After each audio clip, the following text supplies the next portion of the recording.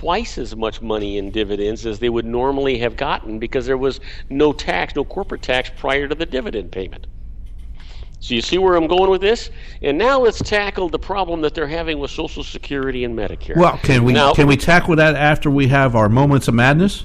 Sure. Okay, so we're going to tackle Social Security and that problem after we have Moments of Madness here on the Conservative Syndicate. We'll be right back. Today on Moments of Madness.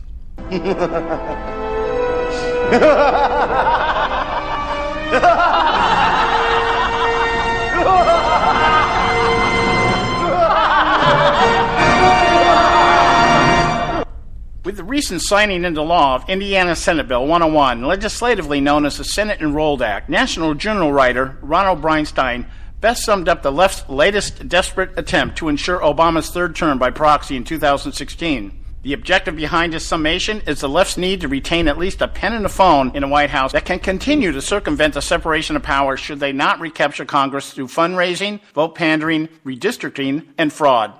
Brownstein pens, with the Indiana religious freedom law, Pence detonated what could be the biggest landmine facing his party in 2016, the sense that the GOP wants to reverse the cultural and demographic changes relentlessly remaking America. Brownstein reiterates, as only a media parrot can, that once again right-wing extremist factions, otherwise known as Christian conservatives, have succeeded in deviously enlisting yet another tepid establishment Republican in their quest to reinitiate the days of the Inquisition in order to thwart our first half-white president's bid to finish fundamentally transforming the United States of America.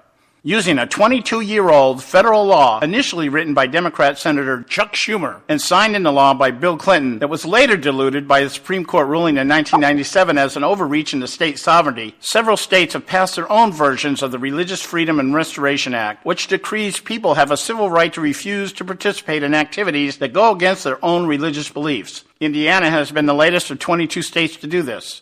Utilizing the race card as a premise from which the civil rights movement has been redefined to include anything anyone can dream up as a right, the left has introduced the war on women, which demands the right to murder unborn children and receive free birth control, all on the taxpayer dime, and the war on economic injustice, in which the wealth disparity theme has been embraced under Obama's creative destruction agenda, also known as wealth redistribution or Keynesian economic, and expanded and repackaged as new and improved by proclaiming opportunity and entitlement means the same thing. This has not been enough to once and for all bring about the left's vision of a utopian collective. The war on Christianity is the left's last leg of its progressive platform. It is a campaign designed to further redefine and rewrite American heritage and history by assigning Christian influence in government as the primary reason we are a nation of greedy, oppressing haters rather than generous, compassionate liberators. Forcing private sector enterprises to not only tolerate but condone and accept silently the immoral onslaught orchestrated by the left and subjected upon society by the homosexual activist community, we are now seeing the signs of political genocide equivalent to the early days of the Holocaust in Germany. Businesses are being marked for protests and boycotted, while their owners and CEOs are being tried and politically ostracized in the mock court of public opinion by ideological vigilantes. There is much more to the DNC's dislike of Israel than just its appeasement of Islam or its sympathy towards Palestine. Traditional Christianity stands in the way as to how a remade America should look, and it needs to be either redefined or removed. Barack Obama himself hides behind a newly fabricated shield of pseudo-Christianity, one that equates wealth redistribution and immoral tolerance as the essential elements of the gospel proclaimed by a black Jesus, while the rest of the world proclaims rainbows or validation that God is gay. Well, let us not forget another man who used this same facade as a means to an end. Hitler touted himself a Christian in the early days of his campaign. He, too, later perverted his doctrine to fit his ideological belief Jews were a problem that needed a final solution. Such it is today in regard to Christianity. Christianity remains the last barrier to tyrannical rule. It is the last reminder of moral conscience. It is the last voice that can warn of pending destruction and exile into the wilderness of enslavement. In the minds of the godless, Christianity must be eradicated in the same way Judaism was in Germany. Unfortunately, the church, for whatever reason, has spent too much time huddled within its own walls, believing if it just leaves the godless alone, they will leave it alone. Well, that isn't going to happen. It is time Christians acknowledge this. It is time to proclaim our own jihad, our own holy war in the name of Christian injustice. After all, if God is really for us, who can stand against us? What weapon formed against us can prosper? Of course, this means picking up the most effective weapon we have and wielding it. That weapon is our vote. It is time. What God has put together, let no man tear asunder. This is John Matthews for Moments of Madness.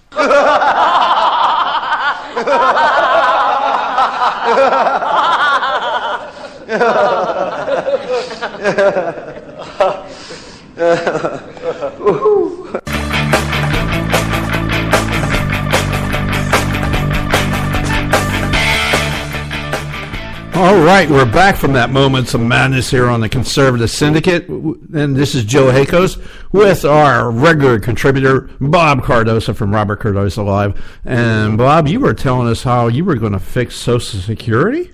Yeah, absolutely. But before I do that, I want to tell you how pleased I am to hear that Moments of Madness is bad. I thought I must have misunderstood that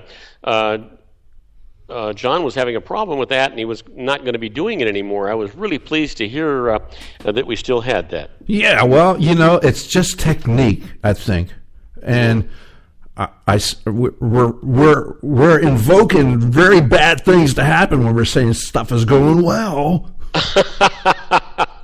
Yeah, cross your fingers, right? I got to light a candle right now, buddy. Sorry.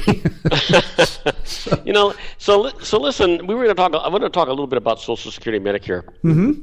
And because, every time Congress comes out and they do this 11th hour Band-Aid on Social Security and Medicare, and they talk about revamping Social Security and Medicare. Because it's a crisis. I'm sorry? It's always a crisis. Oh yeah, and they call it an entitlement. Well, the reason that it's an entitlement is that we're entitled to it. We paid for it. We own it. Yeah. They talk about the baby boomers being the problem. Well, the truth is, right now Congress has given a 25-year fix to Social Security, Medicare. In 25 years, the baby boomers are all going to be dead. They're not going to need it anymore. Thanks, buddy. And you're going to come right back into the normal Social Security type situation, and we've got a larger population now than we've ever had. They're going to be working and contributing. But give this a thought. Why do we have to address this every single year? You know what? If we look at this properly, if we just say to our employers, hey, look, if you're providing medical insurance, and I'm not getting into an Obamacare thing, but since we're stuck with this, let's talk about it. If the employers are going to be required to provide medical insurance, then every employee gets this, then we shouldn't require the employer to have to double down with workers' comp. It should be covered already with the insurance that they're paying for. Now, if they don't have to pay workers' comp, which is a much larger percentage sometimes than what the employment tax is or self-employment tax is, then what they could do is they could say to the employer, look, we're going to lower your workers' comp rates, but we're not going to lower them. We're going to eliminate them. Yes. But we're going to increase your Social Security rate by 2 points. So basically what winds up happening is you're going to save a great deal of money on the workers' comp side, but by raising the employer's portion, only the employer's portion for Social Security and Medicare, you extend the life of Medicare the way we know it today at the spending rates we have today by 75 years. I don't think I'll be around then. Well, no, you won't. And except that if we're extending it at today's spending rates, and all the baby boomers that are causing the problem today are gone in 25 years, that means that we're actually going to be extending it forever. It'll no longer be a problem anymore. Although I wouldn't mind staying around that long. That'd make me like 140 something. I wouldn't mind it if I was coherent. Yeah, because I'd be that guy out there just calling everybody, just screaming profanities. Oh, yeah. And just looking at people going, well, he's old. Yeah. So the last thing that we have to do. So you're talking about this that way. If I could just interrupt for just a second. Hey, Joe, please do. I was just trying to give you a breather. You sounded like you were out of breath. Okay. Yeah. And so what you're talking about is under the assumption that Obamacare is here to stay, and they're not going to do anything different with it because, and that's the case, then the insurance is already provided, and you don't need the workman's comp stuff because everybody's covered with Obamacare. That's right. So I just wanted to see if I was wrapping my brain around that, because you were using big words like it and that and stuff, like, you know. No, but you're right. And here's the issue. Even though Congress, the House and the Senate, has made all of this budget issue that's supposed to balance our budget in 10 years. Balancing the budget in 10 years. We ought to do it in 3. Yeah, balancing it in 10 years doesn't do anything to get it paid down. The other thing is that they're putting into that the removal of Obamacare. Well, big deal. He's going to veto that damn thing anyway. You know it's not going to work. He's not going to let that go through. And if Hillary Clinton becomes president, she's going to support that, and it'll just be a continuing fight. Yes. I don't understand why we continue to waste time and money in Washington, D.C. with these guys that refuse to do what's good for the country, which is move on to things that we can actually effectively have a change in. Well, you know what they're in there for. They're only worried about one thing, and that's getting reelected. Getting elected and staying elected. Absolutely. Joe, I say that all the time.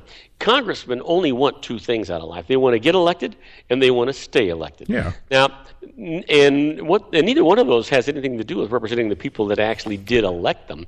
I used to tell people that immediately upon taking the oath of office, we issue Congress what I refer to as an American distress card.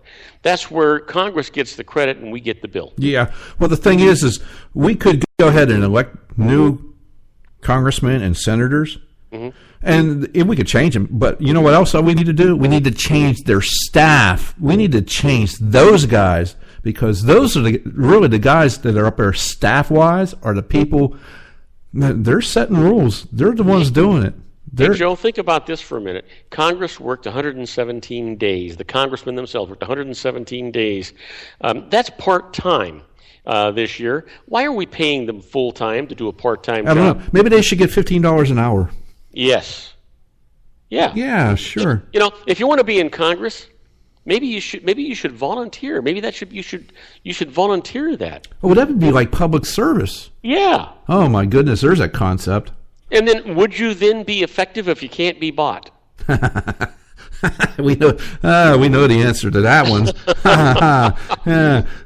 Exactly. And there's rules for that, but they circumvent those as well. So that's why Congress always gives themselves a raise at midnight, because everybody's asleep and nobody's paying attention, right? Yeah. But anyway. So that's just ridiculous stuff, and they pay themselves such an exorbitant amount of money for what they actually do.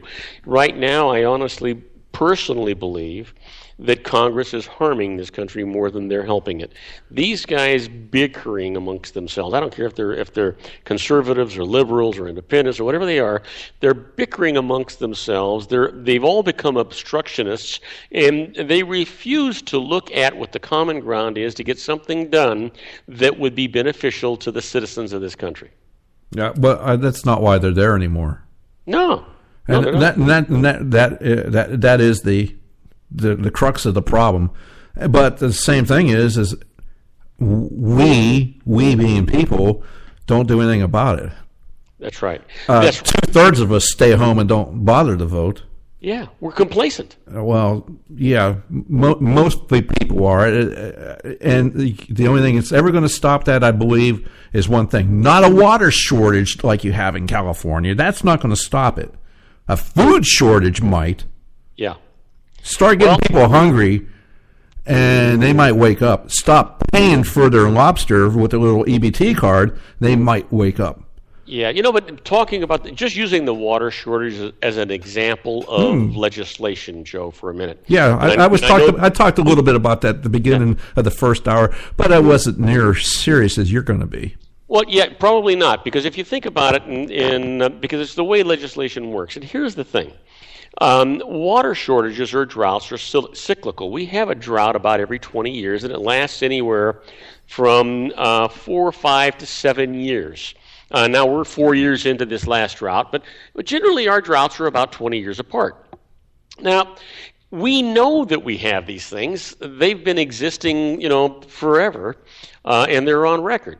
And so we've got a legislature out there that is just squandering money on themselves, and I'll talk about that in just a minute. but the thing is that we know we have the water shortage. We know that we can identify other places where we can actually build dams and hold that water in reserve and preserve water so that the droughts don't have the horrible effect that